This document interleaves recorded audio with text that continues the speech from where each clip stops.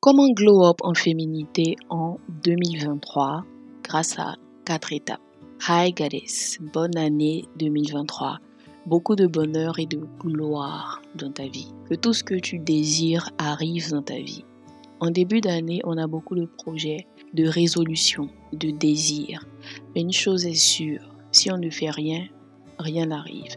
Lorsqu'on veut quelque chose qu'on n'a jamais eu, il faut faire ce qu'on n'a jamais fait. Alors, comment glow up en féminité en 2023? Bienvenue au Goddess Mindset. Ici, c'est la chaîne YouTube qui parle de féminité, de luxe et de succès de la femme noire. Avant de commencer, on va faire comme d'habitude. Abonnez-vous, likez, activez la petite cloche de notification pour recevoir tous les prochains podcasts. Si vous n'êtes pas encore abonné, c'est le moment parce que cette année, je prévois faire des revues de films, c'est-à-dire vous parler des films, des documentaires que j'ai regardés, voilà, et en tirer des leçons de féminité. On parlera aussi beaucoup de séduction et de toutes ces choses. Donc n'oubliez pas de vous abonner. Comment glow up en 2023? Il faut chasser l'ancien pour attirer le nouveau. Lorsqu'on veut attirer de nouvelles choses, il faut se séparer des anciennes choses. Lorsqu'on veut quelque chose qu'on n'a jamais eu, il faut être prêt à faire des choses qu'on n'a jamais faites. Il faut avoir le courage de se séparer de ce qui ne nous sert plus à tous les niveaux. En cette nouvelle année, fais-toi un cadeau. Coupe toutes les relations qui ne servent à rien, que ce soit en amour ou en amitié. Chasse loin de toi les relations sans tête ni queue qui pourrissent ta vie et t'empêchent d'avancer. Cet homme qui ne fout rien dans ta vie à part te créer des problèmes, te faire pleurer et te rendre malade. Cette soi-disant amie qui te rabaisse quel que soit ce que tu entreprends, quel que soit ce que tu fais. Ce n'est pas de l'amitié, elle te pompe ton énergie. Bloque-la et avance. Et fais de même pour toutes ces personnes qui, au lieu de t'aider à avancer, te tirent vers le bas. Au niveau de votre espace personnel aussi, il faut mettre de l'ordre. Un nettoyage total et énergétique. Nettoyez votre maison de fond en comble. Débarrassez-vous des toiles d'araignée, de l'ancienneté, des vieux vêtements dans votre garde-robe. Et même si vous avez l'impression que vous n'avez pas les moyens d'acheter de nouveaux vêtements et tout, c'est pas grave. Il faut d'abord se séparer de l'ancien et vous verrez comment est-ce que les choses avanceront. Débarrassez-vous de toutes ces choses pour attirer de nouvelles choses dans votre vie. Transformez votre énergie en quelque chose de nouveau. Vous pouvez aussi brûler de l'encens, de la sauge ou un encens que vous aimez bien. Mais il faut débuter de l'année avec une énergie de renouveau. Je sais que cela peut sembler difficile de dire ouais, il faut couper les ponts et tout. Mais c'est la meilleure des choses à faire. C'est la meilleure des choses à faire. Souvent, on croit qu'on ne peut pas vivre sans une personne ou sans une certaine habitude. Mais vous pouvez vivre sans tout ce que vous voulez en fait dans ce monde. Vous pouvez le faire. Il faut juste que vous ayez le courage de le faire. Donc prenez votre courage à deux mains et bloquez toutes ces personnes qui vous pourrissent la vie. Au niveau du nettoyage énergétique, du nettoyage de votre maison, de votre chambre, de votre espace personnel, faites-le. Retirez toutes les toiles d'araignée, tout ce qui est saleté, tout ce qui est vieux vêtements. Payez vos crédits aussi, parce qu'on ne va pas entrer dans la nouvelle année avec les anciennes créances ou ce genre de choses. Et c'est extrêmement important de se débarrasser des anciennes choses. C'est spirituel. Videz votre garde-robe. Lavez votre maison de fond en comble. Allumez de l'encens, de la sauge. Brûlez, renouvelez votre énergie en cette nouvelle année. La deuxième étape pour glow up en 2023, c'est de faire un tableau de vision et écrire véritablement ce que tu veux. Il faut avoir l'habitude d'écrire tout ce que tu veux quand une année débute et d'y mettre toutes tes émotions. Il faut écrire et ajouter des photos, vos propres images par rapport à ce que vous ressentez, à ce que vous voulez, pour mettre vos ambitions en face de vous, pour pouvoir les visualiser et surtout ne pas les oublier. Au cours de l'année, avec les soucis, les occupations, on oublie nos projets, nos ambitions. Rien de mieux qu'un tableau de vision pour se souvenir. Rien de mieux que quelque chose de physique et de factuel pour pouvoir à chaque fois se rappeler des résolutions et des projets de cette nouvelle année. Vous pouvez faire vos recherches là-dessus sur qu'est-ce qu'un tableau de vision, comment le faire et tout, mais faites quelque chose pour regrouper tous vos rêves sur un tableau, quelque part où vous pouvez à chaque fois vous rappeler et le voir. Écrire et visualiser sa vie aide pour les projets. Il y a des projets que j'avais écrits depuis super longtemps, que j'avais même oublié parce que voilà, c'est la vie, mais qui se sont réalisés finalement.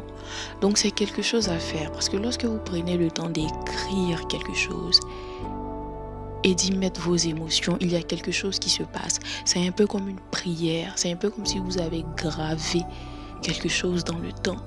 Donc ayez l'habitude de dire et d'écrire de belles choses sur vos vies et vous verrez cela. Donc on n'est pas encore trop tard dans l'année. Prenez le temps d'écrire vos rêves, de faire votre tableau de vision et de mettre vos émotions là-dessus, un peu comme des prières pour pouvoir y arriver. La troisième étape pour pouvoir évoluer, pour pouvoir glow up, c'est de donner pour recevoir. Je dis beaucoup sur cette chaîne YouTube qu'il faut être égoïste et c'est très bien. C'est bien d'être égoïste souvent dans certaines parties de la vie, mais il faut savoir donner pour recevoir. Ayez l'habitude de donner une partie de votre bénéfice pour celles qui font un commerce, une partie de votre salaire, pour celles qui travaillent à une organisation caritative, une église, etc. Mais faites des dons. Soyez généreuse dans la vie pour attirer la générosité, pour attirer l'abondance dans vos vies. Les gens sont méchants et ça devient de plus en plus difficile de faire confiance, de donner son argent comme ça ou de faire des dons parce qu'on ne sait pas vraiment l'intention des gens. Mais personne n'a le cœur pur plus que les enfants.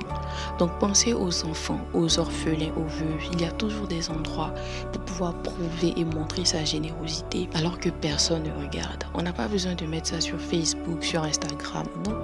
Mais c'est personnel, surtout en fin d'année ou en début d'année. Moi, j'ai déjà fait mes dons à une association caritative. Voilà, j'ai fait ce que je pouvais selon mes moyens. Mais n'oubliez pas de le faire. Cela doit devenir une habitude de vie lorsque l'année finit ou lorsque l'année commence. Pensez à ceux qui n'en ont pas. Pensez à ceux qui ne peuvent pas vivre, qui ne peuvent pas fêter comme vous et moi parce que la vie ne leur a pas fait de cadeau. Donc, il faut que cela soit un peu comme une routine de fin d'année, le fait de donner ou une routine de début d'année, le fait d'être généreuse et de se dire moi, je suis bien, je suis reconnaissante pour ce que c'est. C'est aussi pratiquer de la gratitude.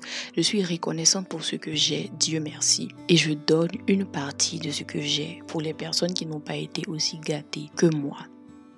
Donc, faites-le. Lorsqu'on est trop restrictif, calculateur, avare sur son argent, on ne reçoit pas.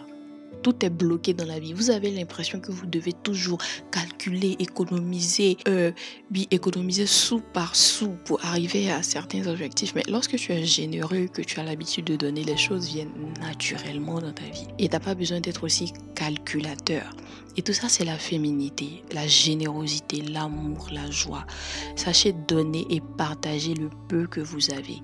Ayez l'habitude de donner, de partager pour attirer ce résultat dans vos vies. Vivre dans l'abondance. Quatrième élément, et là je pense que c'est le plus important, vraiment le plus important, c'est se mettre en premier dans la vie. Il y a même un podcast à cet effet. Je pense que c'est le premier podcast de cette chaîne YouTube, comment se mettre en premier dans sa vie. Et c'est hyper important.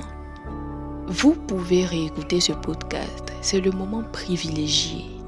C'est le moment de privilégier votre bonheur, vos ambitions et votre bien-être et votre avancement en cette nouvelle année.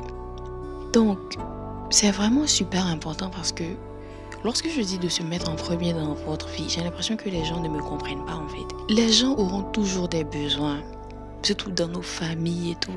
Mais il faut arrêter de penser à qu'est-ce que les gens vont dire, qu'est-ce que les gens vont penser. Si tu veux te mettre au sport, par exemple, en cette année, c'est l'une de tes résolutions, arrange-toi. pour y arriver. Si tu veux prendre soin de ta peau, arrange-toi, quel que soit ce que les gens vont dire, quel que soit ce que les gens feront. Et aussi, se mettre en premier dans sa vie, c'est ne pas penser à ce que le chéri va dire, à ce que les hommes vont dire. Priorisez votre bonheur, vos ambitions, votre joie. Ayez le courage de sortir des relations qui vous font souffrir, qui vous martyrisent. Arrêtez d'avoir peur de ce que les gens vont dire, de ce qu'ils vont penser, de ce qu'ils vont faire. Pensez à vous d'abord. Dans ce genre de cas, c'est bien d'être égoïste, c'est bien de penser à soi d'abord. Donc pour les personnes qui n'ont pas écouté ce podcast, vous pouvez aller le réécouter. Je pense que je vais mettre le lien juste en haut. Voilà. Donc prenez le temps d'aller réécouter ce podcast. Vous saurez en profondeur de quoi est-ce que je veux parler. Voilà donc ce que j'avais à dire dans cette nouvelle année. J'avais pris un break des réseaux sociaux. J'étais seule dans mon coin en train de ressourcer, pouvoir venir avec plus de nouvelles idées et un meilleur cours. C'est pour ça que je n'ai plus absente. Je suis là, je suis de retour. Donc, n'oubliez pas de vous abonner, de liker, de laisser vos commentaires aussi si vous avez des idées de vous, si vous voulez que je parle de certaines choses. Donnez-moi des idées. Voilà, je suis ouverte à toute suggestion et je sais qu'il y aura beaucoup de gloire et de contenu très instructif cette année. Merci beaucoup, Goddess. À bientôt.